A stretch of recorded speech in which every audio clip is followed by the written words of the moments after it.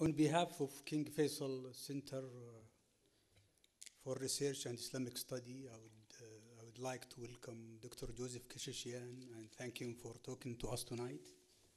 And I would like to welcome all of you and thank you for coming. Before I give the floor to Dr. Joseph to speak to us about US foreign policy toward the Middle East during Obama's second term, I would like to introduce him briefly. Dr. Joseph is a specialist in foreign policy and the Gulf region. He's a well-known specialist. He got his PhD in 1985 from University of Virginia, and since then he has taught and done research on leading university and institution such as Stanford and UCLA and Rand and others. He also has published a wide range of issues concerning the Gulf region and its states.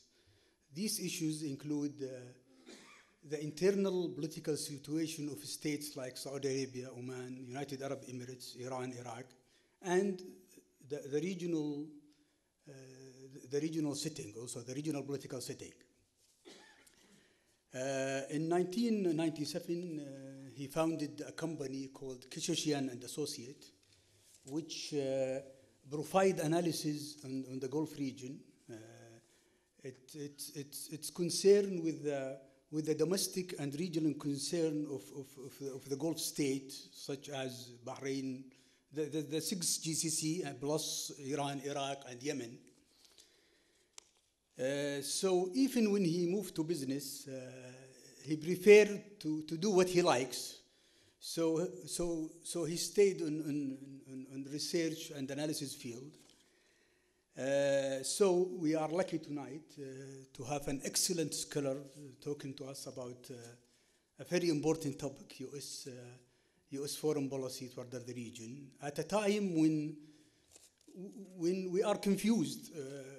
We don't know really what the US is trying to do in the region and where its interest lies, and whether it's serious or not about regional issues such as the Iranian nuclear file or the Syrian crisis. So I would like to thank him again, and I will give him the floor. You can, sir, you can speak for 40 minutes, 45. So then we'll open the floor for a feedback and question. Thank you, please. Thank you. Yeah, please. Yeah.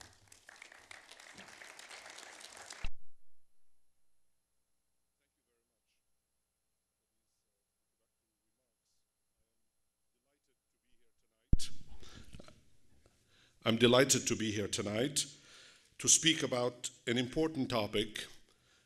And even if, in the words of one recent commentator, the US president is now best known as the avoider. Simply stated, there seems to be a consensus to be building in the United States that President Obama cares far more about Chicago and Detroit than he cares about Cairo and Damascus. Well, while this is as it ought to be, perhaps, because an American president must first concentrate on domestic matters, I think it's wishful thinking to conclude that isolationism will work. Regrettably, and as it may become evident in a few minutes, Mr. Obama finds solace in leading from behind. Although this, when you think about it, is an oxymoron. One cannot lead except from the front lines. This is another question, however, we're not going to go into it. What I propose to share with you this evening are a few general thoughts, and I've prepared a written essay which I will read carefully, and then we'll open the floor to answer your questions. So here it goes.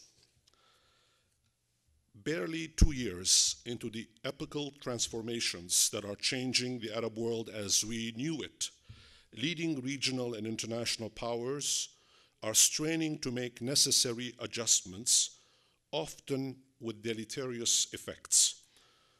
Commentators identified alleged power vacuums that apparently were filled by extremist movements.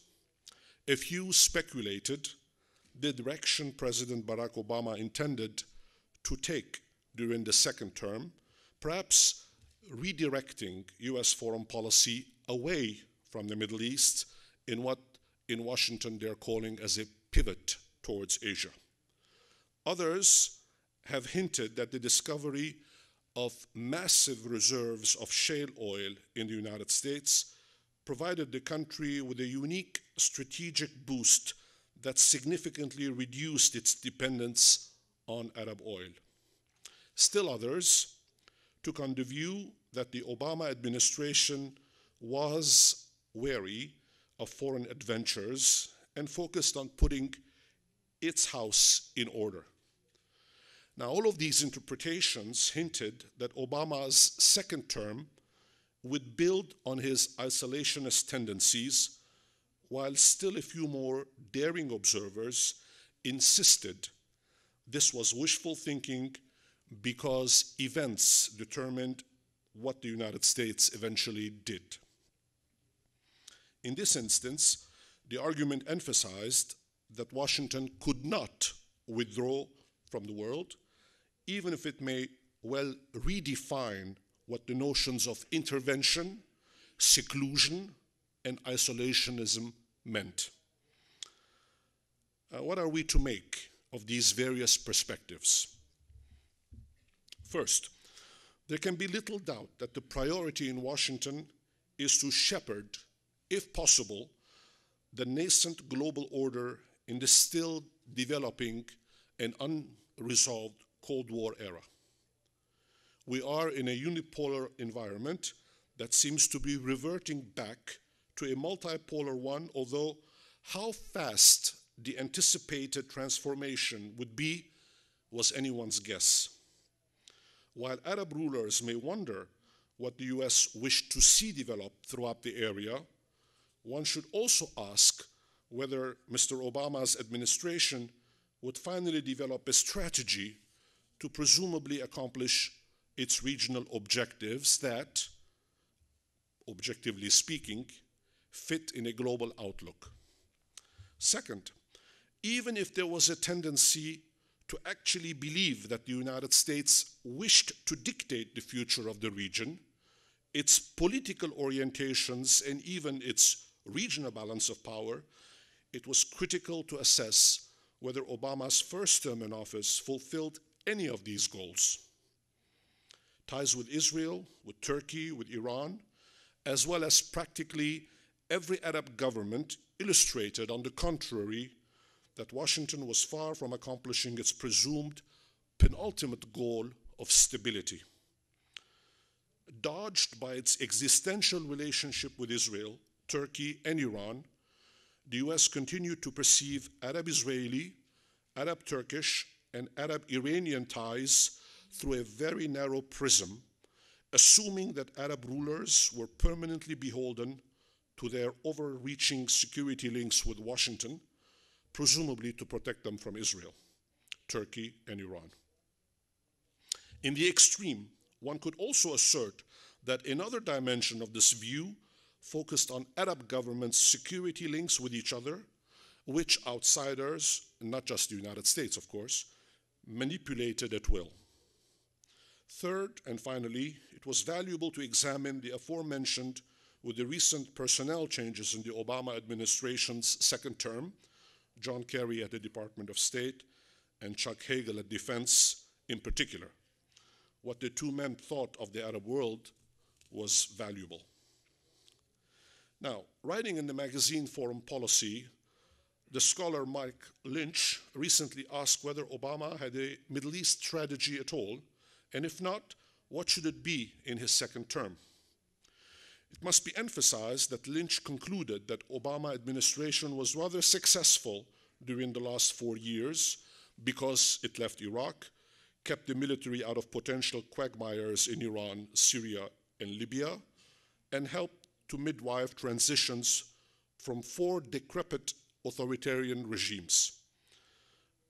Lynch acknowledged that Washington failed at the thankless and probably impossible job of restarting Israeli-Palestinian peace talks, made no progress on nuclear diplomacy with Iran, punted on Bahrain, and relied too much on drone strikes in Yemen. Yet he insisted that no one else offered better ideas. Still, Lynch acknowledged that managing the region was not akin to laying out and then executing a strategic vision, something that most critics highlighted. Now, admittedly, managing crises were underrated accomplishments, though they neither conjured a vision nor did they add to a leader's credibility among allies. Giving Obama the benefit of the doubt and assuming that he does indeed have a strategic vision that builds on his 6 April 2009 Ankara speech, as well as his 4th June 2009 Cairo pronouncement, it is fair to ask what he may actually want the region to look like by the time he leaves office on 20 January 2017. For starters, and at the outset, this much must be affirmed. Although American disenchantment with the slew of Arab revolutions is now firmly established, many fear that extremists like the Muslim Brotherhood are likely to win and win big in Tunisia, Libya, Egypt, and especially in Syria. While I personally do not share in this perception, fewer Americans believe today that positive changes in the Arab world were bound to improve the lives of people here than did a year or two ago.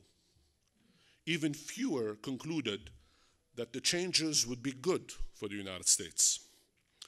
Yet, and although the Salafist boogeyman has entered august Washington chambers, few should assume that retreating to realpolitik accommodations with dictators like Bashar al-Assad will occur anytime soon. The journalist Raghida Dergham wrote a long essay on the subject recently in Al-Hayat, to which I will return momentarily.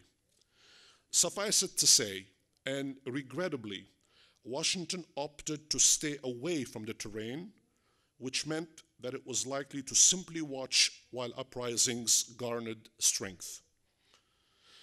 Of course, many found such interpretations unsettling, though Obama telegraphed his vision towards the Middle East in his State Department policy presentation of 19 May 2012, in which he clarified what the United States would support popular quests for universal freedoms, even as he concluded that Washington required patience, as these revolutions were bound to take years, perhaps decades, to unfold and mature.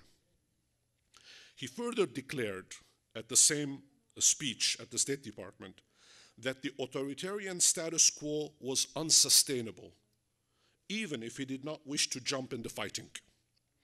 To be sure, this preference was an outgrowth of his predecessors' instinctive involvements in Afghanistan and Iraq, with or without evidence that Kabul and Baghdad perpetrated anti-American terrorist activities. In other words, Obama accepted that young Arabs were the revolutionaries, but that it was up to them to see their actions through. All that he and his administration were willing and ready to do was, quote, to speak to the broader aspirations of ordinary people, end quote, since failure to stand by freedom fighters could only feed the suspicion that has festered for years that the United States pursued its interests at their expense. Now, of course, in light of more recent declarations, including last Tuesday's largely political State of the Union address, few now remembered the President's May 2012 allocution, though critics maintained that Obama relied on Saudi Arabia and its GCC allies to carry the anti-Iran torch, because that further polarized Sunnis and Shias. That, cynics insisted, was a US goal. The fallacy of that argument was nestled in its corollary, namely that if Washington relied on the GCC nexus, it could not possibly pressure the Arab Gulf monarchies to reform, block, or limit the GCC-approved intervention in Bahrain, and provide financial and logistical assistance to revolutionaries in Syria, among other hotspots. Even the Palestine question, which was placed in abeyance by the Bush administration, lingered during the first Obama term, and notwithstanding a forthcoming trip by the President or Secretary Kerry's revival of the issue, few should expect dramatic changes on this front either. Simply stated, the US ability to deliver on this thorny conflict that recorded one rare shining moment with the 1979 Camp David Accords was not about to be repeated. Naturally, while Israel bore the brunt of responsibilities, it was difficult to exonerate Palestinians whose internecine disputes further postponed a felicitous outcome, namely the creation of a sovereign and independent Palestinian state. Obama did not bother on the matter, perhaps aware that not delivering further undermined US standing everywhere, which may partly explain his reluctance to embark on contentious topics with limited prospects for success. Of course, his most controversial policy towards this part of the world was the heavy reliance on drone warfare, which presumably degraded Al-Qaeda in Yemen and elsewhere, though what it also ensured was an increase in rampant anti-Americanism among extremists. Drone strikes undermined local allies and made a mockery of pious talk about the rule of law, though those were technicalities. So were his putative interventions in Libya and his non-intervention in Syria, two contradictory positions that baffled rather than elucidated. In short, no strategic vision for the Arab and/or Muslim worlds emerged during the first term, and based on the latest pronouncements, none were forthcoming in the second. At a time of great uncertainty, what ought to be Washington's strategic vision, and what could leading Arab Gulf powers do to ensure their adoption? Now, to be sure, one hoped that clearer policies would be adopted that would, inter alia, 1, engage peoples, 2, encourage democratization where possible, and 3, ensure a more judicious use of the military. As enunciated in his Ankara and Cairo speeches, President Obama wished to avoid the temptation to try to shape domestic Arab politics, perhaps hoping to break the debilitating and often costly expectations on all sides that the United States will ultimately intervene and solve the region's problems. His preferences centered on indigenous politics to find their own equilibria without American guidance, especially in the aftermath of the post-2011 uprisings that pitted brother against brother. In countries like Egypt, Tunisia, and elsewhere, President Obama wished to see local contenders sort out their differences, even if he stood by democratizing forces. Of course, we do not know whether basic assistance was extended to those involved in various uprisings, although it would be fair to note that Washington was caught by surprise by the speed with which its established allies fell, especially President Mubarak of Egypt. The United States did not react well to the vacillation that rocked North Africa, and some might argue was oblivious to the ongoing civil war in Syria, where genuine freedom fighters sacrificed their lives for liberty.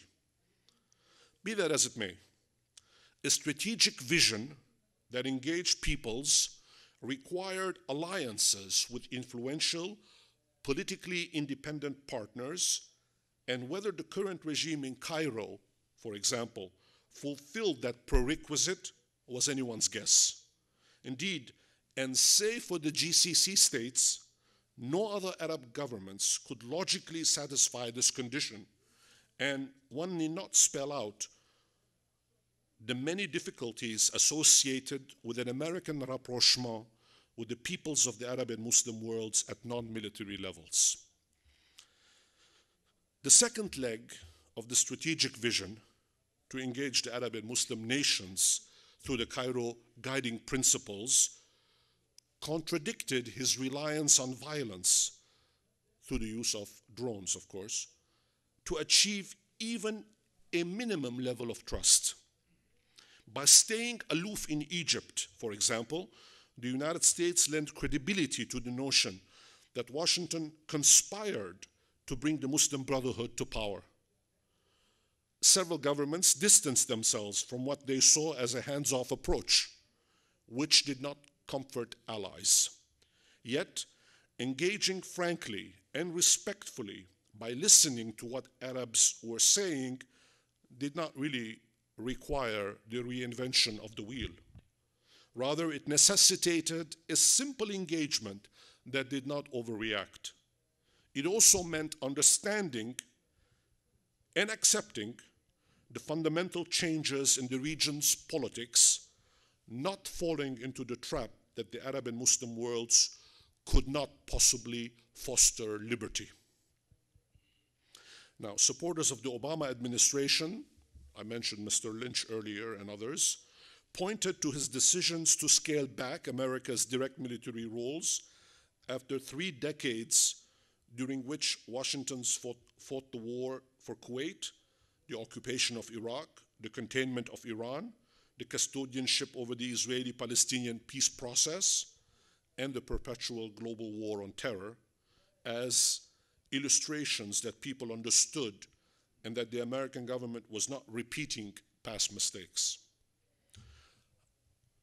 These supporters pointed out that efforts like the ones I mentioned served US interests first and foremost, as past adventures drained the treasury and added to the human misery, both within the region as well as the United States. Acolytes seldom refrain from repeating that Obama successfully extricated America from its Iraq quagmire, kept US boots off the ground in Libya, and resisted pressure to launch an ill-advised bombing campaign against Iran or intervention in Syria. All of these examples, they underlined, proved that a new level of realism emerged in Washington and that adventurism was no longer encouraged nor practiced. While these were accurate depictions, it may also be correct to state that President Obama's goal was what the goal of every US president since Richard Nixon aimed to accomplish, namely, to leave office without a regional concern tarnishing their presidencies. In the second Obama term, the primary concern is, of course, Iran, and potentially a Sunni-Shia confrontation in several countries. As stated earlier, the journalist Raghida Dergham of Al Hayat recently addressed this concern, highlighting the speculations that an American-Russian bargain based on Tehran suspending the Iranian nuclear program would be forthcoming in exchange for unleashing a major military operation by the regime in Damascus against the revolutionaries. Now, although President Obama apparently adopted the policy of attrition to exhaust both sides in Syria without the need for the United States to get directly involved, I submit to you that such a Faustian bargain was probably overestimated. Critics made fun of Obama leading from behind, allegedly because the primary aim was to drain Iran and let it sink in the Syrian swamp. There was little doubt that Iran was present in US calculations, whether in Syria, in Iraq, in Lebanon, as well as in the relationship with the countries of the Gulf Cooperation Council, and even with Russia. Moreover, it was also correct to surmise that President Obama did not want a war, nor did he wish to be forced to take military action in Iran to stop its nuclear program. In fact, an eventual nuclear Iran was a foregone conclusion, despite the rhetoric that accompanied the program, though what was unclear was whether such a possibility enhanced regional deterrence or not. To be sure, Obama pledged that he would not allow Iran to become a nuclear power under his watch, something that his new national security team presumably shared, although no one really knew how Secretaries Kerry and Hagel would react to additional Iranian revelations. Presumably, and to avoid war, Washington would rely on Moscow to sponsor a bargain between the United States and Iran to convince Tehran to suspend its nuclear program in exchange for preserving Iran's regional role, not just in Iraq, but also and necessarily in and through Syria. Fortunately, President Obama was not about to agree to such a bargain, not only because that would be a strategic error, but also because Washington trusted neither Russia nor Iran.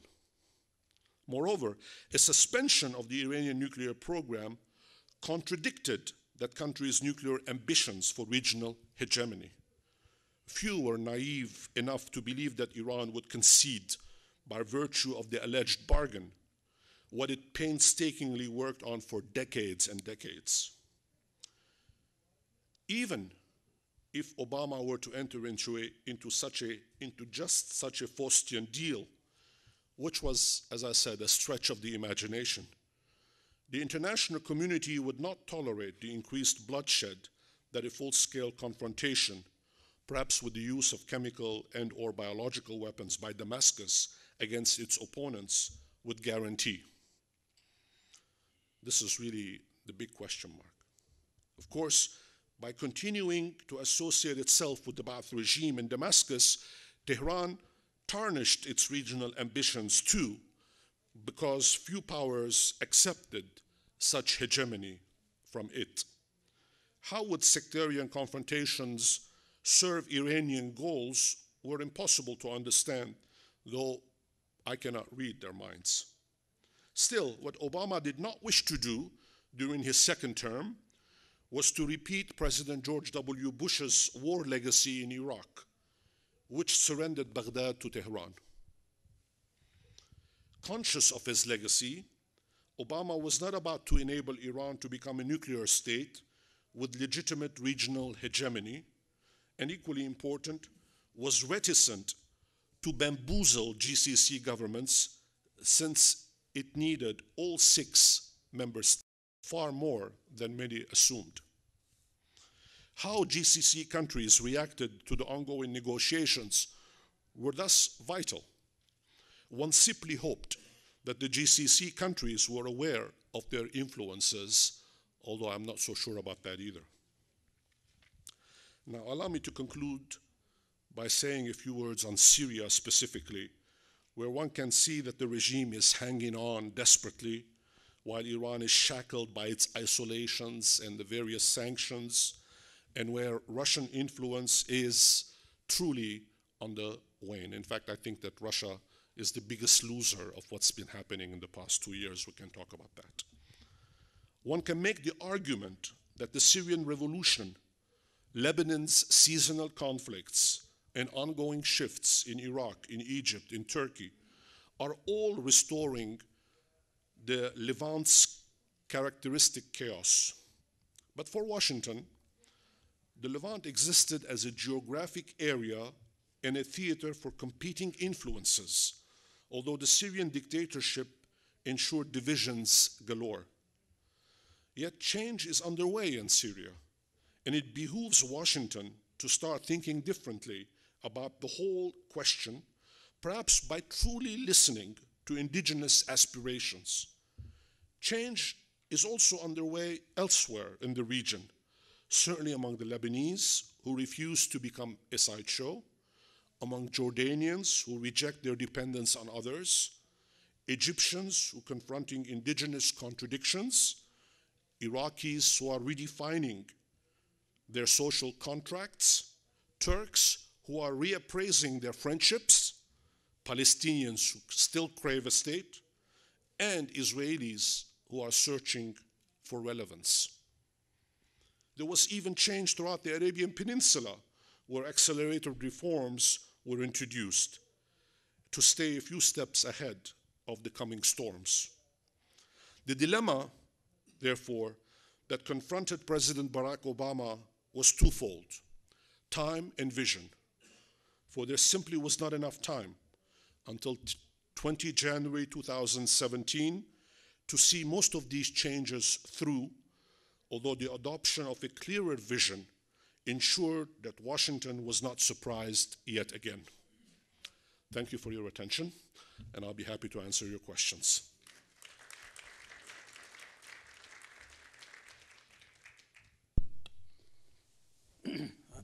Thank you very much. I would like to thank Dr. Joseph for this informative talk, and if I may sum up some of the points he raised.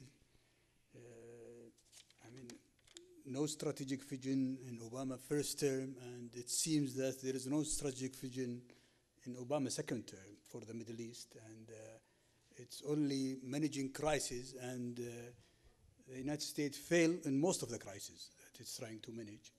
Also, there is a new realism in American foreign policy toward the Middle East.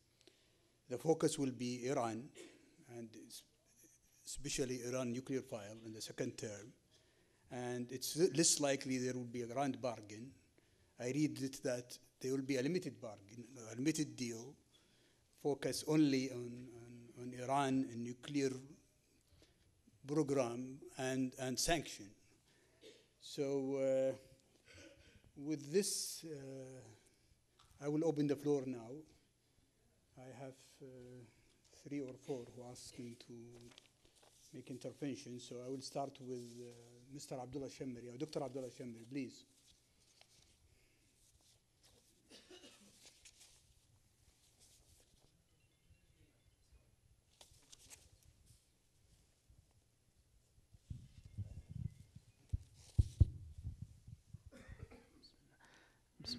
Thank you, Doctor, for your informative talk.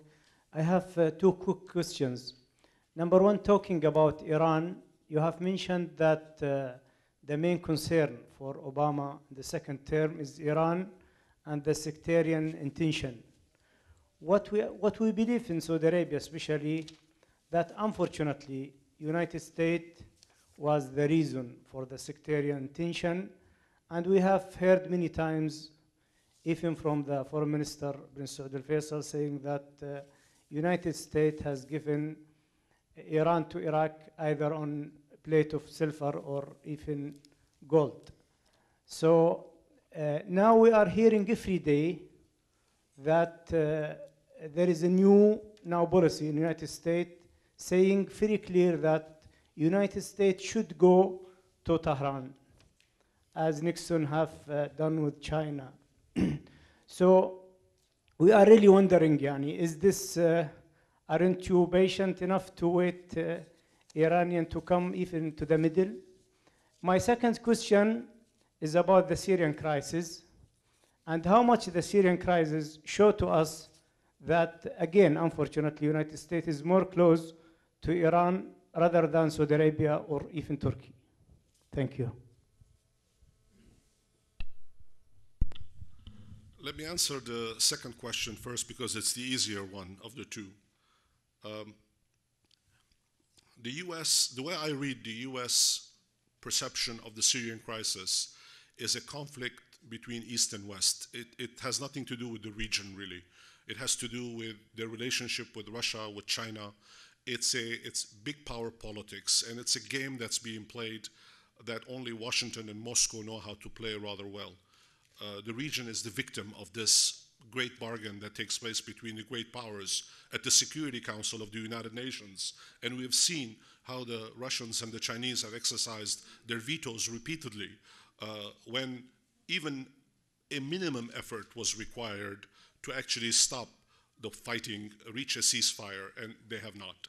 Now, as I've said in my remarks, I think that this is a mistake on the part of the United States to not pay attention to what's going on in Syria. The United States must be true to its principles, and its principles are to stand with freedom fighters.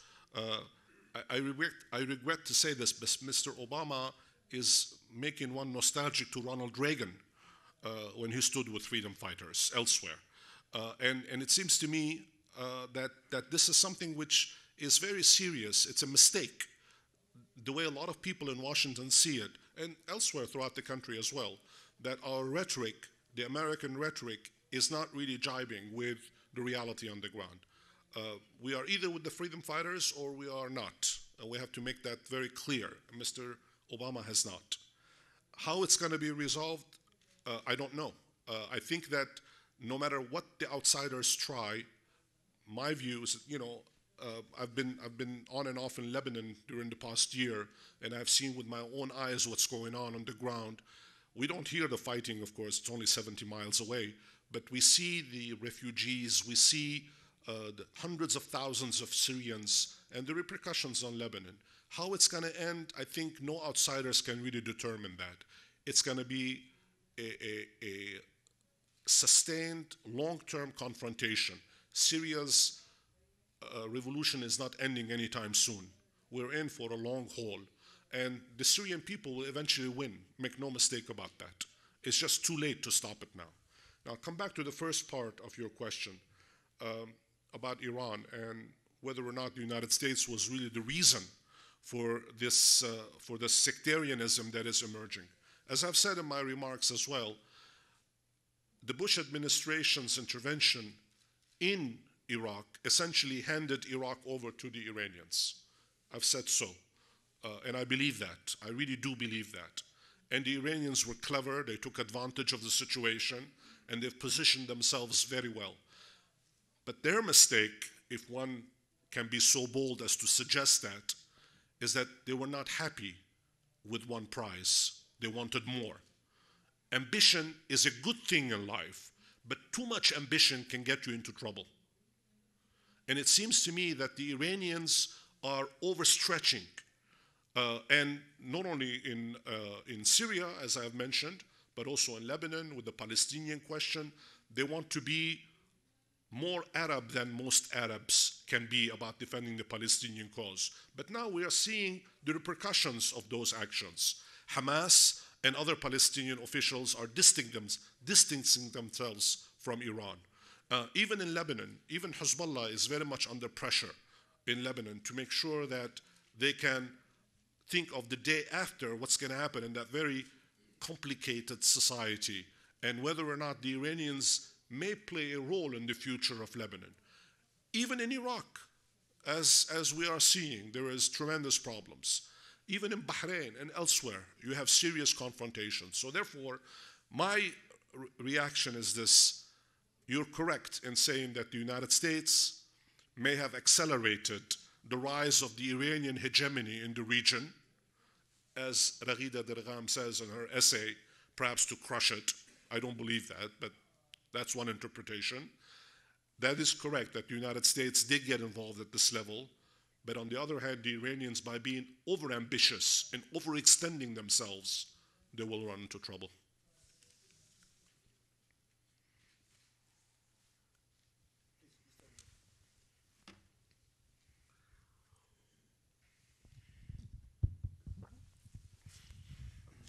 It was a very good lecture, Dr. Kishane. Thank you. The thing which I'm asking about, which quite amazes me, is the stand of China toward Syria. I can see the Russians always comfort with Russia, with the United States and so on. What's the benefit of Russia in comforting and voting against the situation in Russia, in Syria? Thank you.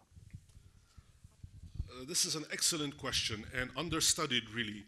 Nobody is paying attention to the game that China is also playing. Part of it has to do with international politics as well, because the Chinese are increasingly positioning themselves on the global scale, and they are becoming a very serious economic power, not quite at the same level, but very close. and potentially able to even economically surpass the United States and other advanced industrialized economies. That's part of the story. But there is another part to it as well. And this is something which we are not paying a lot of attention to. And that is the fact that the Chinese, because of their domestic needs, are going to rely more and more on Middle Eastern resources, not just oil, but all kinds of other resources, Middle Eastern and African.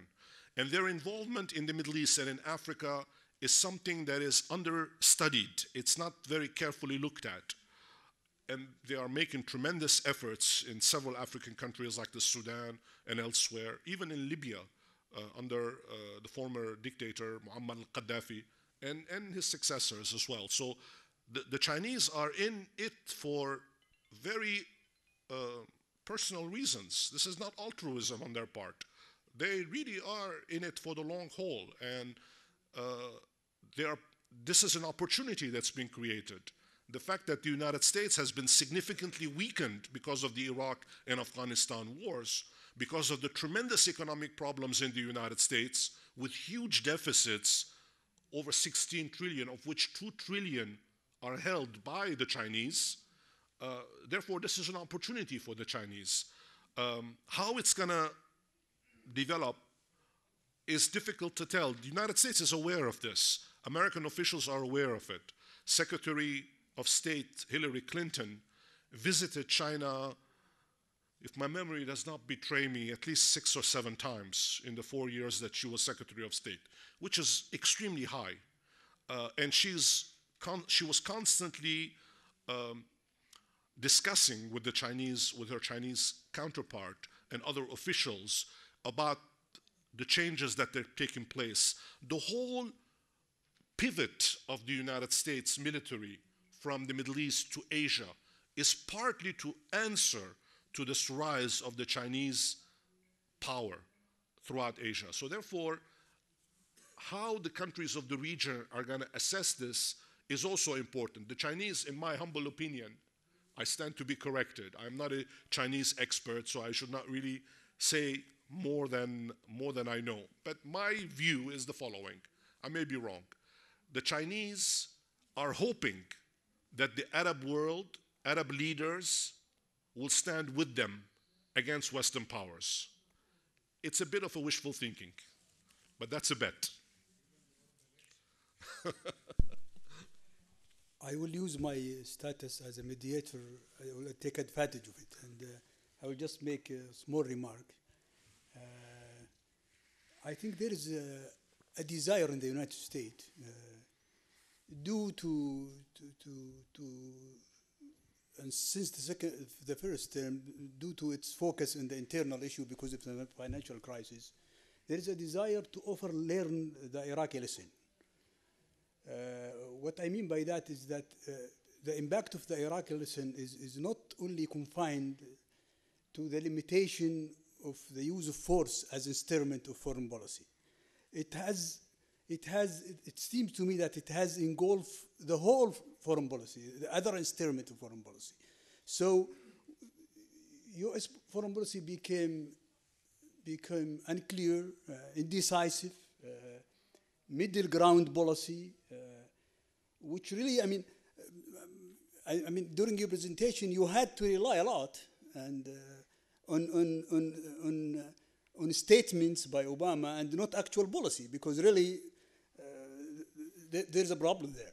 And I think middle ground policy which really achieved nothing with regard to the security of the US and its ally in the region. And this will have an impact on the stability of the region, and it will have another cost, which I think the United States and its ally in the region will have to deal with in the future. That's my remark. Maybe you have, if you can add to it. Or no, I mean, I respect your view on this. I mean, it's a valid interpretation. I think that you are correct in saying that Mr. Obama has talked the talk, but has not walked the walk, as the expression goes. I am not one of his defenders or his policies defenders. In fact, I find a lot of shortages in his views. But the fact of the matter is that he's the president, And we have to accept it until January 20th, 2017. Get used to it. He's going to be there for the next 4 years, and he's going to make decisions. And I think what I try to say in my remarks is that Saudi Arabia and the other Gulf countries have a critical role to play, and the way they interact with the United States and other Western powers is very important. And if in the past there was a tendency to be accommodating, perhaps the time has come to be a little less and be more forceful in terms of declaring what is it that shared interests are, and based on those, what can be done together.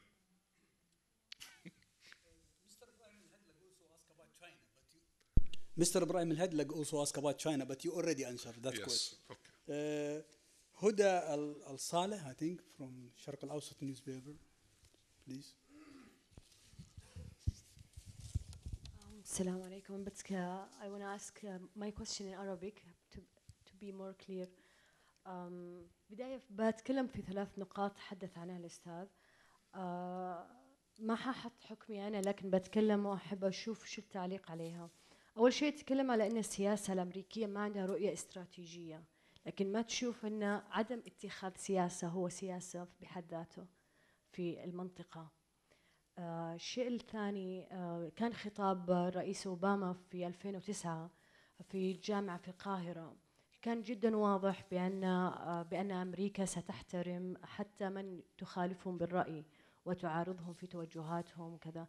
أيضا نتكلم عن لقاءات كانت سابقة من 2005 مع البراذر هود في مصر، ولقاءات سرية مع إيران وبخصوص البرنامج النووي من سنوات.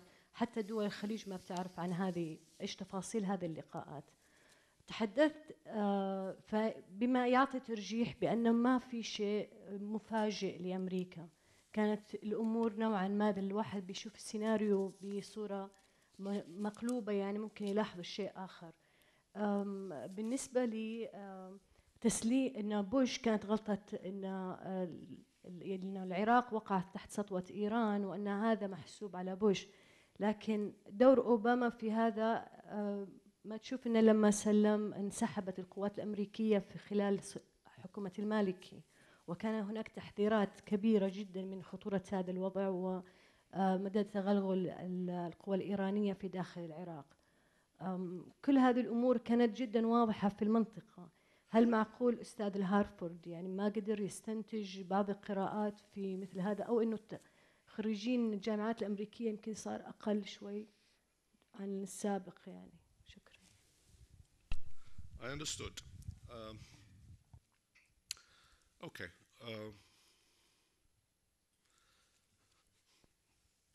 Many people in this audience know very well that in the United States and in most Western countries, 1 or 2 leaders don't make the policy of the country. It's a lot more complicated. And even though Mr. Obama is not responsible for Mr. Bush's wars in Afghanistan and in Iraq, he nevertheless represents the country, and there is a continuation between them. He tried to extricate himself from Afghanistan and Iraq. He is very proud of that.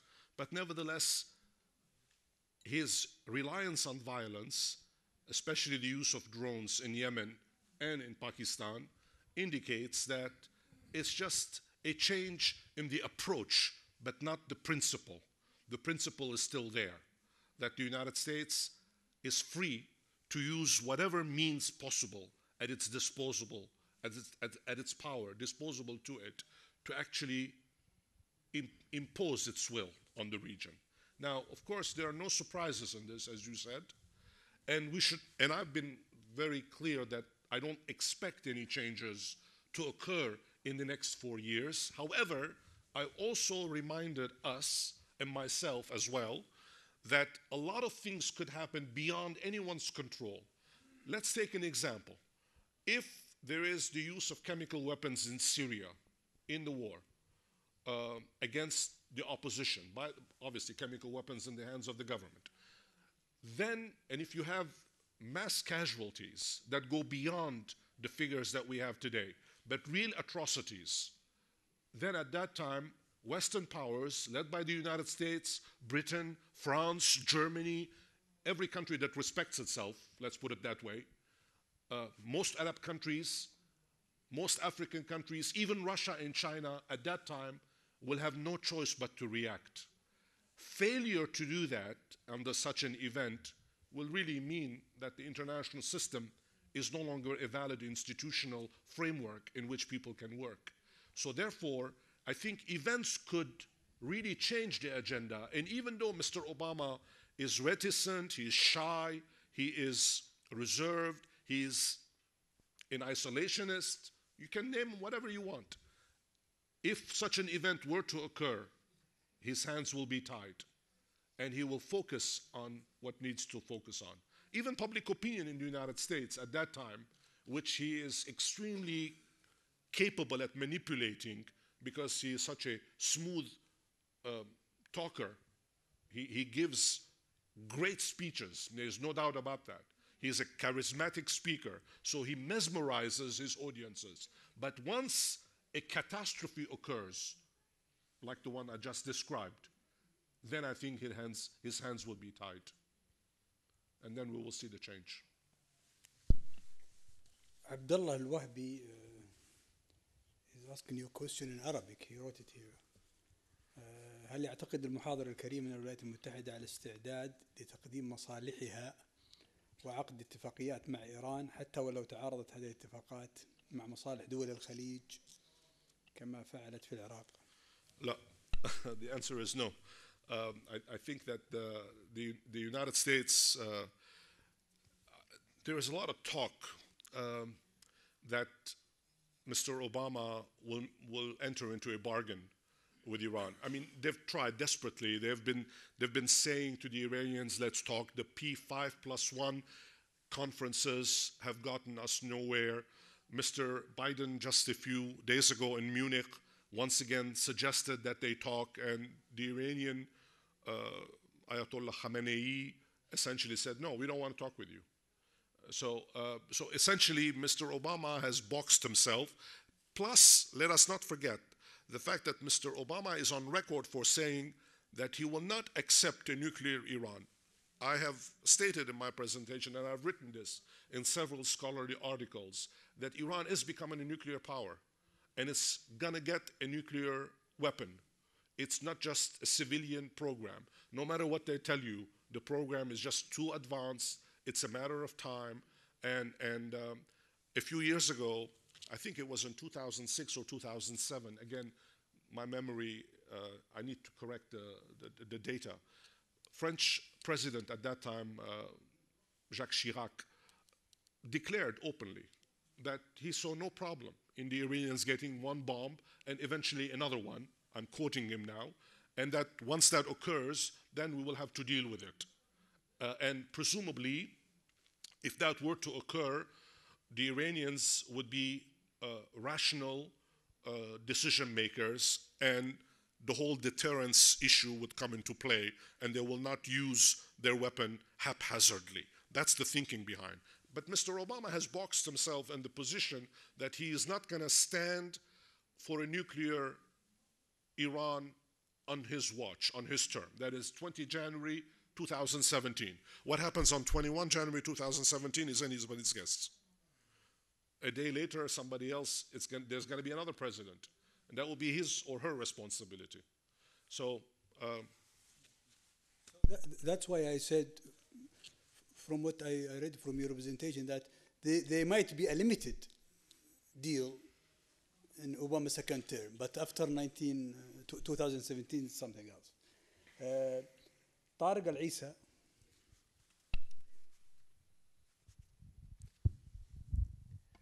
Thank you, Doctor, for your excellent analysis about Obama's policy in the region. I have just one comment and a small question, which is, in my point of view, I believe that Obama's soft power policy generated an opportunity for other countries, such as UK, China, and Russia, to interfere in the Middle East region. In addition of that, I think that Obama's policy strengthened Iran and Turkey in the region. If you look into Iran and Turkey in the region, the role of Iran and Turkey in the region since year 2009 have been changed and became more powerful. My question is, what do you think, or what is the degree of coordination of Obama's strategies with other countries? Thank you. Your question reminds me of a discussion that we used to have in graduate school 30 years ago. The United States' interests in the Middle East concentrated then on three powers: Iran, Turkey, and Israel. This is when the Shah was around, and Turkey and Israel played important roles in the Cold War against the former Soviet Union, etc. And in seminars that we used to have with our professors at the university, several of us who were originally from the Middle East always used to question this premise as to whether or not these three countries were in fact the pillars on which US foreign policy ought to be built. And we used to argue, that is the Middle Eastern crowd in the classroom with our colleagues, that in fact those were the mistakes that will eventually lead to a clash between the United States on the one hand and Arab countries on the other. This is, as I said, 30, 35 years ago, and your question triggered in my brain a chemical reaction, as it happens. Neurons awakened. Now, don't expect a coordination. In my view, as I have said, Iran, for the time being, is a big question mark. They are going through their own internal dynamical changes, and the revolution, which has eaten half of its children, is working on the next half now. Nobody really knows what's going to happen to Iran in the next phase.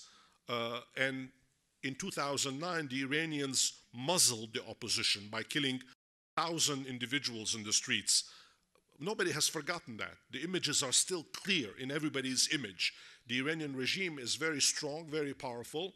It really clamped down on opposition. But that doesn't mean that the opposition will not reawaken one day. So therefore, the United States and other Western powers are wary to get involved in any kind of bargaining, so to speak, or coordinating with Iran for the time being. Even on the serious issues of the nuclear question, bilateral ties are very difficult under those circumstances. Preferences are always to go to the United Nations, P5+1 and others. With Turkey, similarly, there is a problem because Turkey has changed dramatically during the past few years.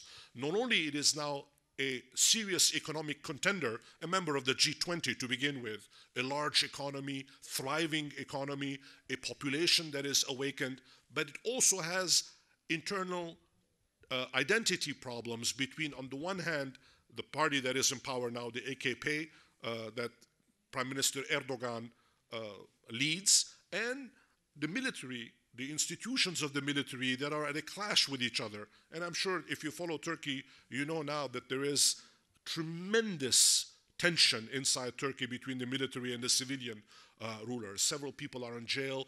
Generals have been arrested. They're being tried. It's a mess. And how it's going to end up resolving itself, no problem. Plus, don't forget that the United States has not forgotten that during the war for Iraq, the Turks took a very different position from what was expected, at least in Washington's then neoconservative environment. And we have always a tendency of saying Arabs have long memory, they never forget. I would like to add a corollary to that and saying Americans have a long memory and seldom forget either. So therefore, they haven't forgotten those kinds of events that occurred in Turkey. So coordinating or bargaining with Turkey is also a big question mark, which leaves us Israel, really. Israel is a unique case. And Mr. Obama does not have to run for office again. So presumably he can be honest. I was going to say some other things now, but I am I'm refraining from saying so. But we will see what he does in Israel when he goes, whether or not he will have the courage to speak his mind. And we'll wait and see. I personally don't expect anything to happen, but maybe I will be surprised. Maybe I will be shocked, and I don't mind being surprised and being shocked. Wait and see. دكتور عصام ملكاوي.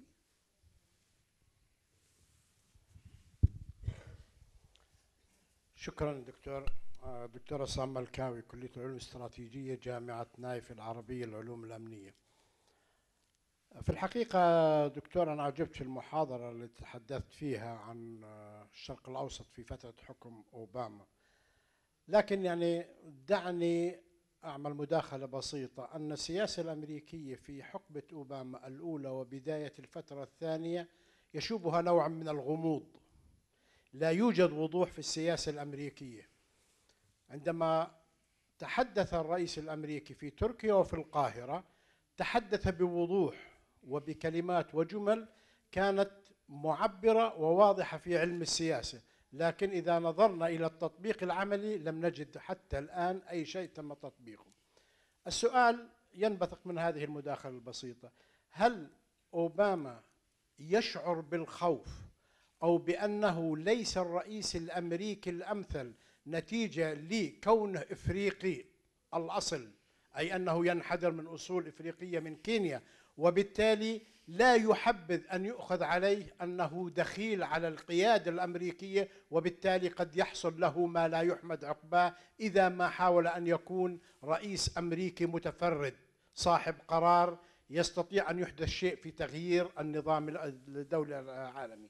النقطة الثانية: ما يحدث في منطقة الشرق الأوسط في القوى الإقليمية، هنالك تغير تدريجي في القوى الإقليمية في منطقة الشرق الأوسط، وأرادت أمريكا أن تنسحب من هذا التغيير في منطقة الشرق الأوسط وتتركه إلى قوى ثلاثية كما ذكرت: إيران، تركيا، إسرائيل. طيب ما بال الدول العربية الحليفة للولايات المتحدة؟ ثم انتقلت أمريكا من منطقة الشرق الأوسط إلى جنوب شرق آسيا لتعمل استراتيجيتها المستقبلية، وفي القرن الواحد والعشرين لتكون بجوار الصين. وشكرا. Well, two very loaded questions. I'll take the first one first. You know, Mr. Obama, in the United States, every 10 years there is a census, and you check on your census form your race. You put white, you put black, you put Hispanic or whatever. And Mr. Obama has checked at the last census the box that says black. But of course, he's only half black. He's half white. Don't forget that. And more important than that, even though he is historically the first black president of the United States, Mr. Obama is part of the establishment. He is not your average black person in the United States. He did not grow up in a ghetto. He lived a life of privilege. His mother, a white woman, sacrificed, and the grandparents took care of him as well, to the point that he graduated from Harvard Law School. So therefore, this is somebody who is part of the establishment. But he's quite conscious of his historical role in the history of the United States. There is no doubt about that. He behaves in a different way when he walks, when he speaks. He has charisma. He portrays himself when he comes on television, and in person, when you see him in person, you feel that there is a presence. So he takes himself seriously. Yet, having said all of this, and I want to come back to the points that you raised, that in Ankara and in Cairo, he spoke with clarity, he had a clear message, and he wanted to accomplish certain things, change the conversation, or at least, not the conversation, at least the tone with which he approached other people. And he also said that we have to listen a lot more than talk. Wonderful delivery, no question about that. And he did not follow up. And the reason why he did not follow up on so many of his promises, including closing Guantanamo, including doing a whole bunch of things that he himself decided that he was going to do, but he never did, is the fact that no single leader in the United States, even if he's the president, makes final decisions. This is a collective decision-making process. I know that it's difficult to explain this, but it is a complicated process, the decision-making that goes on at the White House, at the National Security Council, all the intelligence services in the United States, even remote departments like the Treasury, like, of course, not talking about foreign affairs, I'm talking about domestic issues. A whole bunch of decision makers add their 2 cents worth. Even think tanks have major roles to play in how decisions are made. The President of the United States may appear to be a dictator, but he cannot behave like one on certain issues. So therefore, the talk that he delivered was not followed up in reality. You're correct. That is very genuine.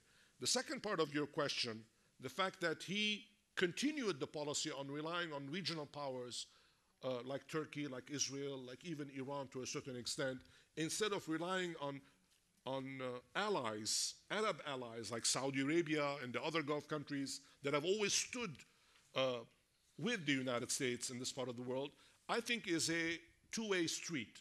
Partly is US shortcoming because the United States has not been able to benefit from the input of Arab countries by decision that was probably voluntary. The fact that 9/11 has left a very bad memory in the minds of a lot of decision makers. But also the second part of my answer is that leaders of the GCC countries have been too accommodating, as I have said earlier. They've been too accommodating with the United States and other Western powers. The bargaining that goes on, somebody was talking about coordinating earlier and bargaining, which is very important. The bargaining that goes on is essentially a desperate search for security, protection. And you know, large companies, military industrial complex, if you would like, they are very happy with this aura of instability because obviously they make lots of money in the process. Security is not cheap. So therefore, I think I'm being as honest as I possibly can. I'm not holding anything back, trust me. I really am not. And I think this is a two-way street. You can blame the United States a great deal, and you will be right, but also part of the blame has to be on our accommodating positions in this part of the world. We have 10 or 15 minutes. We have to finish in 9:30. I have two questions here. There is one about Syria. Someone who didn't put his name is asking about the future of Syria. And there is another one about what are the reasons that Obama shifted the focus away from the Middle East. He couldn't be only that he believes that he can free himself from Middle East oil. So if you can take these two briefly. Well, I'll be brief because I've touched on both of them already. I mean, I think Syria is a dangerous situation. I think people should take Syria seriously. And what's going on in Syria is going to have a long-term repercussions. I've said this many times in public fora, on radio, on television. I write about it regularly in my columns. Syria is a very dangerous environment right now. You don't have many countries around the world when a leader of the country destroys the country one building at a time. And you should not expect that 22 million people who are really struggling to define their freedoms and liberties to turn a page and say, we'll negotiate, we will find a solution, we will accommodate a new bargain that Lakhdar Ibrahimi or his predecessor, Kofi Annan, Kofi Annan essentially threw his hands up in the air, and Lakhdar Brahimi is going to do likewise. Lakhdar Brahimi has had several contradictory positions, as we all know, and he is desperate because nobody is listening to him. Nobody is listening to him in Damascus, which is where it matters. And I think Syria is very serious. We're in for the long haul in Syria. We're going to see the civil war really develop. Let's not forget that in Lebanon, the civil war took 15 years, and it's not resolved yet. Lebanon is still in the middle of its tremendous tragedy, and it will not come out of it for at least another generation. So if Lebanon, a relatively open, a relatively modernizing society, has had so much difficulty where freedom, liberty, and certain rights existed before the civil war wasn't the situation, imagine what's going to be in Syria. Now, the last point that you raised about, I think I've answered many times, but is there something specific in the question that you'd like me to concentrate on? I think you answered. Okay. Okay. But also there is a question with regard to Syria. You said during your presentation that Russia will be the big loser from what's happening in Syria. If you would explain that. That's I think, this is something which is, I've written about this a number of times, and unfortunately there is not enough time in a presentation, 30, 40-minute presentation to talk about all these issues. But everybody is going out of their way to accommodate Russia and Mr. Putin and Mr. Medvedev before him, and as if the Russians play important roles. The Russians have been on a losing streak in the Middle East for at least the mid-1990s, really. I mean, think about it. They have lost in Yemen, they have lost in Iraq, they have lost in Egypt, they have lost in so many other places, and even in Iran. The Iranians obviously have this nuclear program going with the Russians, but there is no love lost between them. Therefore, that's a very pragmatic approach. The last station that the Russians have in the Middle East is Syria. That's it. They've lost Libya as well. The last station that they have is Syria. They lose Syria, they're out of the Middle East. And you know what? They're going to lose Syria. And that's why they are making a mistake. Because at the beginning, it was very easy for them if they had read correctly the aspirations of the Syrian people and orchestrated a military coup d'etat in Damascus that would have brought somebody in. And those of you who know the history of Syria know that 14 or 15 military coups have already occurred in its history since independence in 1946. So therefore, this would not have been unusual, but they would have maintained their presence there. Their military base at Tartus on the Mediterranean would have been preserved.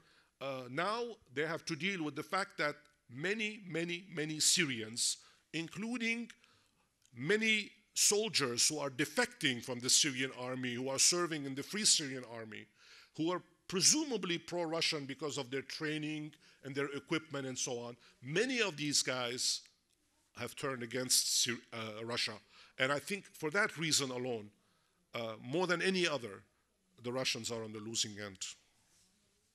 The last question is, he's asking about why the US is supporting the Muslim Brotherhood in Egypt,